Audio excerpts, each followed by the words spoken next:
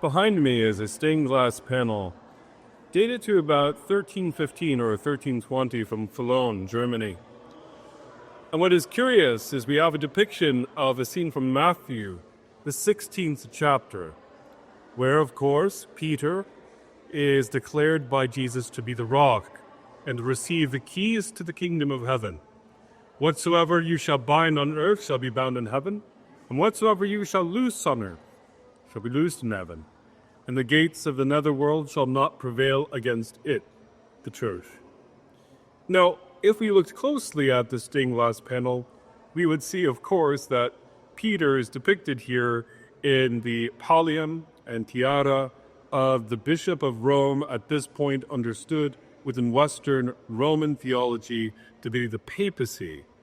The successor of St. Peter on earth will eventually wear these medieval vestments.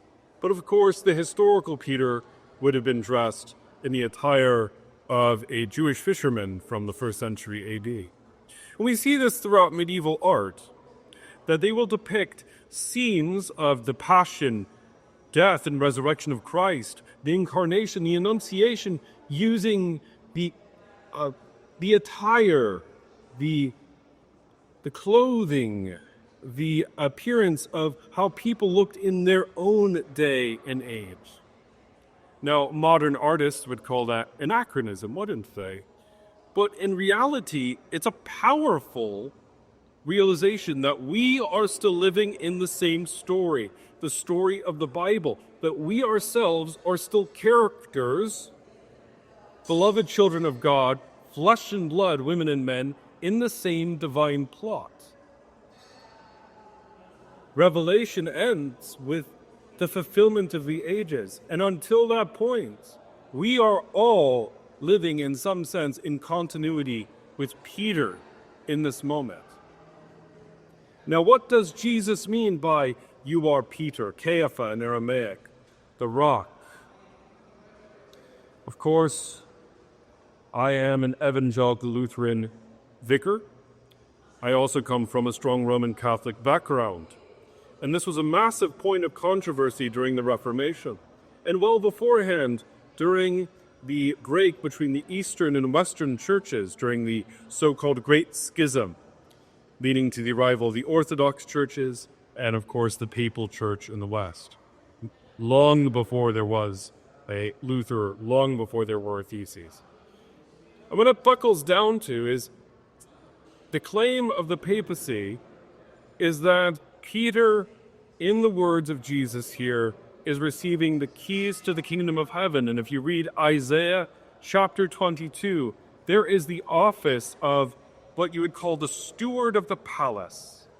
And we're told that a steward there named Shebna, the secretary to the king, the vizier to the king, if you would, we're told that whatever he shuts up, no one shall open, and whatever he opens, no one shall shut.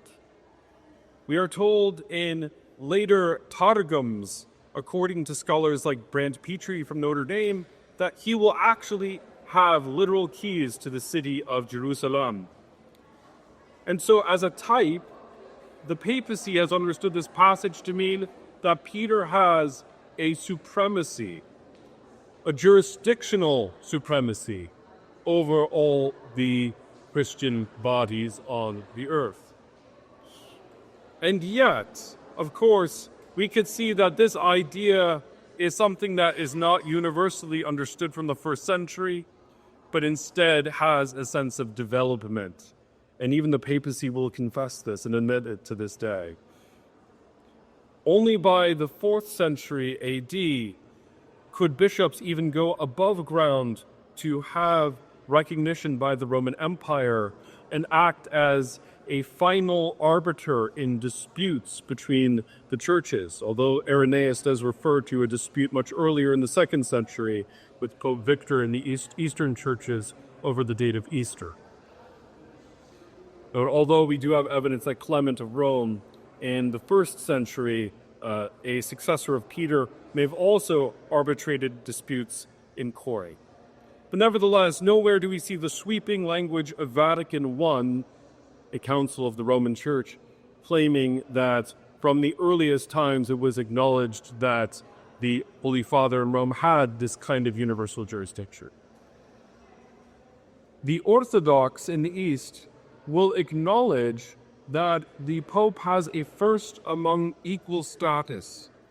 And as a first among equal status, he can dispute and settle disputes, rather, as a kind of umpire when there are councils, ecumenical councils of the Church.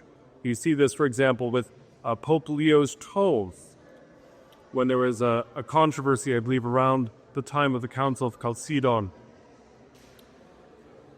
And yet, still, the Protestants, particularly Martin Luther, will claim that what is really being declared here, that Peter is the rock, is not a divine office being given to him, but instead a statement regarding Peter's faith, that declaring that Jesus is the Son of God means that his faith is now rooted in Christ, who is the rock. And it is true that in the pages of the Bible, the rock almost exclusively refers to Yahweh rather than to an earthly king. And yet there may be another interpretation entirely. We have, of course, the archaeology to consider. Peter is standing in Matthew 16 in Caesarea Philippi, a place where the temple of Pan stood, which the locals, the pagans, understood to be the gates of the netherworld. It was a large rock monument, a chasm that went deep into the earth, where purportedly horrible bloody offerings have been made in the past. And Jesus takes Peter and the disciples to this rock, to this pagan site, to declare that the faith that will be offered in his name, in Jesus' name, will overcome this, the gates of the underworld. And Peter, as a leader in the church, certainly accomplished the declaring of the good news even in Rome, which he calls Babylon in one of his letters. A sign that indeed the gates of the netherworld would not prevail against the battering ram of the church. So whether you are Catholic, Orthodox, or Protestant, the powerful narrative of Peter receiving the keys reminds us as Christians, as believers, that indeed God's truth is still marching on, that God's might is still being accomplished. And may further ecumenical dialogue and biblical study and archaeological research allow us to recognize what we have in common, even as we discuss differences in approach. What we do realize is no matter our understanding of the sweep or scale of the office of the papacy to this day, whether by divine right or, as Philip Melanchthon suggests, by human institution, we know that there is a powerful role for the Vicar of Christ to play on earth, the Holy Father, just as there is a powerful role that every baptized Christian can play in their own communities, representing the love of Jesus. If God can raise up a lowly fisherman to be a leader in the early church, he can raise up any one of us. May the memory of beloved Peter, the disciple of our Lord, inspire us with such zeal. In the name of the Father, and of the Son, and of the Holy Spirit. Amen.